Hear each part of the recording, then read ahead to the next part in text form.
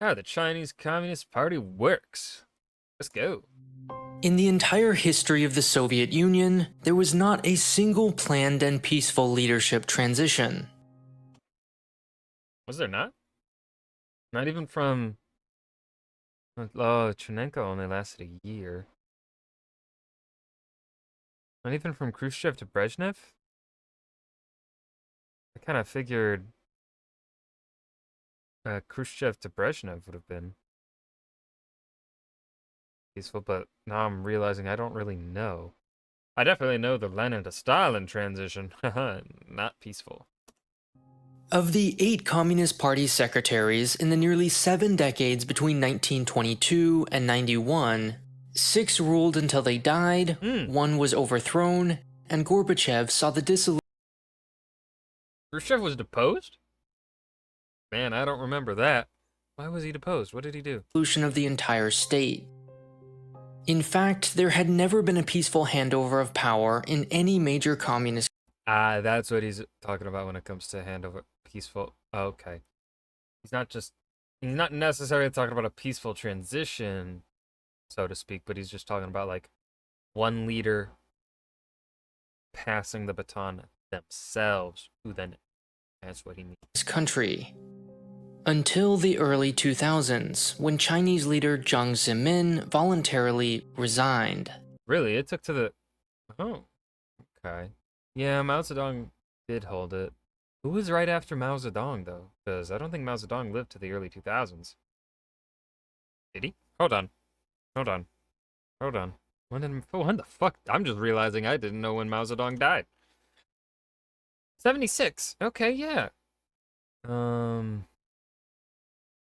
He lived for a while. Let's see. Who was the successor as chairman? Who was his succeeded by Liu Shaoqi? Liu Shaoqi. I'm assuming. Well, no, he died. Wait. But chairman. Huh? Who? Okay, chairman of the Communist Party. See by Hua Guofeng.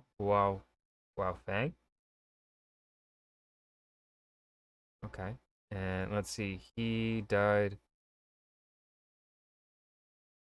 He died in 2008. Oh, I just wait. So, are we talking about like the premiere of China? No, because he was in office 2008. This is the head of China. And he gave up power in 81 by Hu Yaobang.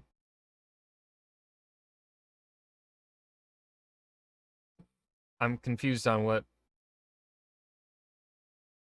And he died in 89, but he also left office before he died. Wait, that says General Secretary, Chairman. He's seated by himself as General. I'm confused. What the? Okay, now I'm confused by Hu Yaobang is confusing me. For the first time in the nation's history, there was no coup, no intrigue, no political infighting. Jiang Zemin even endorsed his successor, despite having not chosen him. No one was calling China a liberal democracy, but it seemed as though the days of one-man rule were finally over. Term limits were instituted. Anyone over the age... That isn't Xi Jinping kind of... He did away with the term limits? Age of 68 was expected to retire. And each successive leader, from Mao Zedong to Deng Xiaoping... Okay, here. Yeah, we got Hua, Deng Xiaoping. To Jiang Zemin to Hu Jintao was less powerful than the last. The phrase... Hold on, how old is Xi Jinping? Also, damn, Xi Jinping's been around for that long already? Is he over 68? He is over 68, and he's broken the rule. Being floated around at the time was intra-party democracy. In other words, there may only be one party, but within it there was plenty of room for healthy competition. From here on out, policies would be debated, leaders would rotate out, and the best ideas would win. Then one man, Xi Jinping, reversed all this progress. Oh. Xi is about to begin his third term in office, and with neither a designated successor nor hardly any competition, there's no end to his rule in sight. So how did China revert from intra-party democracy to one-man rule in a single generation? How does any of this, the Chinese Communist Party, actually work? Another overpriced phone bill? Stop overpaying and switch us to Sponsored by CuriosityStream and Nebula, including my Curiosity of exclusive people from every 5 years, typically in October or November, about 2,300 people from across China travel to the Great Hall of the 2,300. God damn. People in Beijing for what's called the National Party Congress. This year, for example, is the 20th Party Congress, which began on October 16th, 2022. Because it's designed to appear representative of society, most of these 2,300 people, called delegates, are relatively low-ranking party members. They include everyone from farmers to celebrities, factory workers, and mayors. Likewise, You know what? Kinda like that. to create the veneer of harmony, ethnic minorities are awkwardly paraded around in their traditional dress. You know what? America does the same thing, though. The whole thing is a giant spectacle. There are giant red curtains with golden tassels and more clapping than an American State of the Union. The party takes no risks in the run-up to the country's most important political event. VPNs, which, although illegal, are ordinarily tolerated for use by foreigners and the technologically savvy, suddenly stop working. Dissenters are preemptively put under house arrest. Police patrols are doubled. And private businesses, both Chinese and foreign, are warned not to rain on the party's parade by making any major announcements. Yet, for all this showmanship, the actual event is exceptionally boring. It may be theater, but not the kind anyone would voluntarily watch. On the first day, for instance, the party secretary delivers a long speech called the Political Report, reflecting on the past 5 years and setting the priorities for the next. It's here that you're reminded how incredibly Leninist the Communist Party still very much remains. Rather than specific policies or plans, you might hear about the 3 represents, 4 comprehensives, or strengthening of confidences. It's only by deciphering these vague slogans that China watchers infer where the country is headed. It's an entire language of its own. After this, the 2,300 delegates, quote, study the speech and inevitably accept it without challenge. That's because the real decisions have been made much earlier. Although the party doesn't acknowledge this fact, officials meet in secret at a summer resort east of Beijing in August. The second item on the agenda is to amend the party's constitution. Again, no laws are being written here, only ideological statements. In 2017, for example, Xi Jinping's name was added, implying that he's not just another politician, but a great figure in party history. Ew. Finally, at the end of this week comes by far the most important task, when delegates elect members of the Central Committee. Elect in quotes because, remember, almost everything has already been decided. In 2017, delegates had 222 candidates to choose from for 204 seats, giving them the option to reject just 9%. Those 204 people then became members of the Central Committee, the next level up in the party hierarchy. There are almost as many alternates who attend meetings but aren't allowed to vote. They can replace full members when they die or lose their positions. I was about to literally ask what the fuck's their purpose then if they just sit there and look pretty. The Central Committee meets at least once a year in what's called a plenum, and the first plenum occurs the day after the party congress ends, this year on October 23rd. Their most important task is to elect members of the 25-member Political Bureau, or Politburo, another level up in the party hierarchy.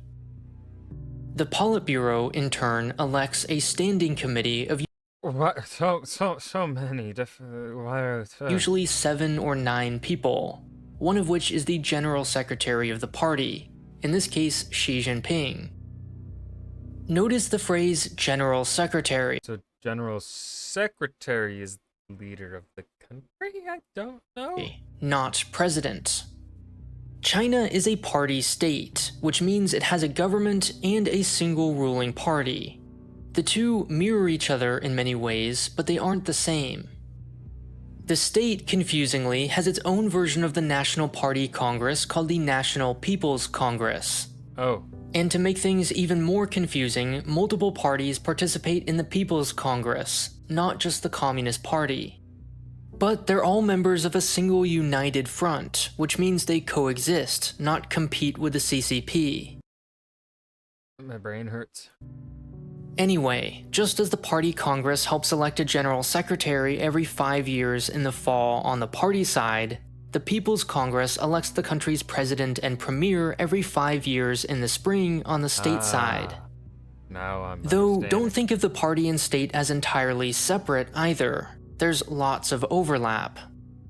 Virtually everyone working for the Chinese state is a party member, but not all party members work for the state. After all, there are nearly 100 million party members. Jesus. As General Secretary, Xi Jinping is head of the party, and as president, he's head of the state. These are two different roles that could be filled by two different people. But they're not, which gives him the choice of which to use at any given moment. When Xi visits a foreign country, unless that country is, say, Communist Cuba or North Korea, he does so as the President of China. That's technically true. He is, in fact, the president. But there's a growing movement in favor of always calling him General Secretary. In China, the party is above the state. The People's Liberation Army reports directly to the party, not the government. Well, that's not good. A city's party secretary is given the license plate number 1, and its mayor 2. Trivial as this may sound, it is telling. The CCP even has its own separate justice system.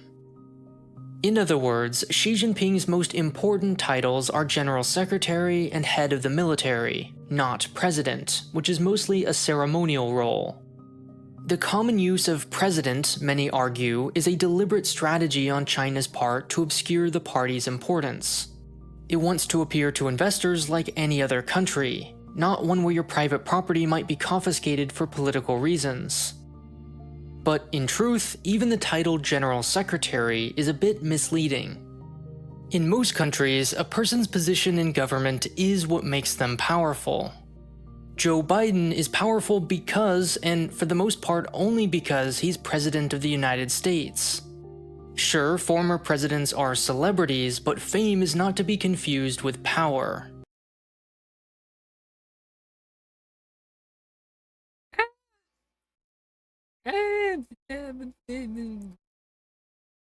Biden was an effective president because of his decades of political experience, which made him powerful. Like, his...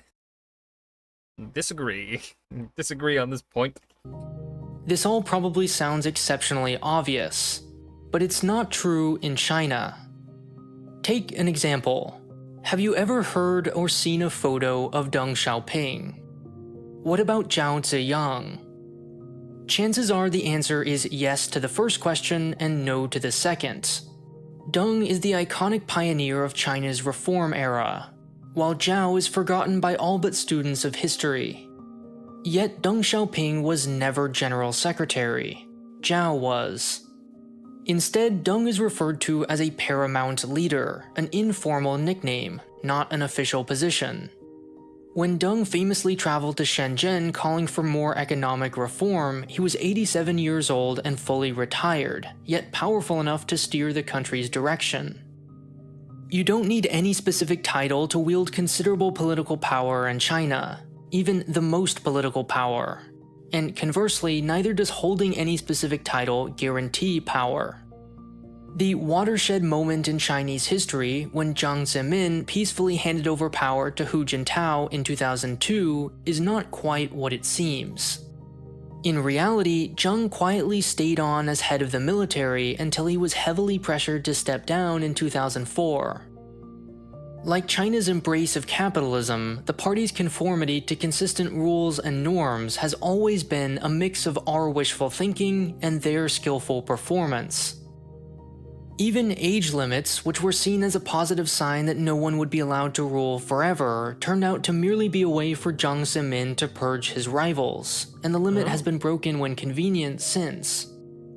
When China made headlines in 2018 for removing term limits, that was for the office of president. There have never been term limits on party secretaries, meaning Xi Jinping could have already stayed in power indefinitely. What all this means is that in China, power isn't automatically conferred by office. It has to be won. Its leaders generally arrive relatively weak and slowly try to consolidate authority over time. It took Jiang Zemin nearly 6 years to wrestle control after being named General Secretary. Hu Jintao arguably never did. What makes Xi Jinping unique is not so much his hunger for power, but the speed with which he acquired it. As we've seen, there were very few actual rules preventing him from accumulating power. It was simply a question of political skill and luck, both of which he had in droves. I'm learning. Xi is what you might call a princeling. His father was a revolutionary fighter and high-ranking party official. Meaning, as a child, he had both privilege and, likely, a sense of entitlement. His red blood made him destined for the throne. Now, make no mistake, princelings have shifted in and out of favor over time. As a teenager during the Cultural Revolution, Xi was sent to learn from the proletariat by doing manual labor in the countryside. He lived in a cave, and his father was arrested. Later, after Mao's death in 1976, princelings were revived as the party revisited its past. Xi, like many of his elite peers, landed a promising job in government. But unlike his peers, Xi Jinping kept his head down. Thanks to their connections, princelings had no trouble securing jobs, but very rarely were they promoted to the very top, where their superiors thought they might cause trouble or even threaten to replace them. Instead, says expert in Chinese politics Victor Shi, they tended to promote, quote, always nice people, weak cadres who obediently followed orders. Xi, on the other hand, avoided the spotlight by taking relatively low-profile jobs outside of the city, where he quietly climbed the ranks. By the time he reached the apex of power in 2012, not only was he better connected than most of his peers, but ironically, he also benefited from this discrimination against princelings. He didn't have much competition. These are all the Politburo members before he became General Secretary. Politburo members, 7th ranked by size of political network, from Victor Xi's coalition. Bigger threats, lesser threats. So this is the one in which he was elected. Let's see if I recognize any of these names. This is Zhang Jijiang, right? That was ranked according to the size of their political networks. Basically, his competitors. First, we can remove anyone due for retirement. They obviously aren't much of a threat. Next, let's remove all the non-princelings who lack the connections and privileges. Institutional sexism effectively disqualifies all women. oh, We can also remove this person because of a reputational stain. His brother defected to the United States. That leaves Xi with only 3 major competitors. Bo Xilai was subsequently arrested, and the other 2 were quietly demoted to the unimportant vice president position. well, how'd that happen? He then reorganized the military, launched an enormous anti-corruption campaign that helped purge rivals, and enshrined his name in the party constitution. Today, Xi Jinping is effectively unchallenged, making him more powerful than any Chinese leader since Mao. Yet, Xi is not Mao. The challenge to understanding China is learning from its past without losing sight of the present, which is what I tried to do in my Nebula original series, China. Okay, and that was how the Chinese Communist Party works, sort of. I feel like we didn't quite get there, but of course it's kind of hard to do that in 15 minutes. I do think, though, especially right here at the end, the video, I think the video is pretty, for the most part, solid all the way through, except for here in the end, once we were talking about Xi Jinping's, like, rise to power here, like, we got to this graph, and he's just like, yeah, Xi ends up winning. How? Like, why did those people get arrested? How like, up until here, right? Because it was what? Which one of them was a woman? I think it was Liu Yandong was the woman. Privileges. Institutional sexism. Liu Yandong was the woman. Bo Xilai and Wang Qishan were arrested. Everyone else was like arrested or whatever. Effectively disqualifies all women. Let's go through this again. We can also remove this person because of a reputational stain. His brother defected to the United States. Oh wait, no. Bo Xilai was arrested. Bo Xilai was arrested. Wang and Li were just made like vice president or something. But how were they? This dude has, I would say, a pretty significant margin of connection over Xi Jinping. So how did he get, lost, right? Like, what happened here? I want to know what happened here, and we did not get into that. So that was the video. Woo!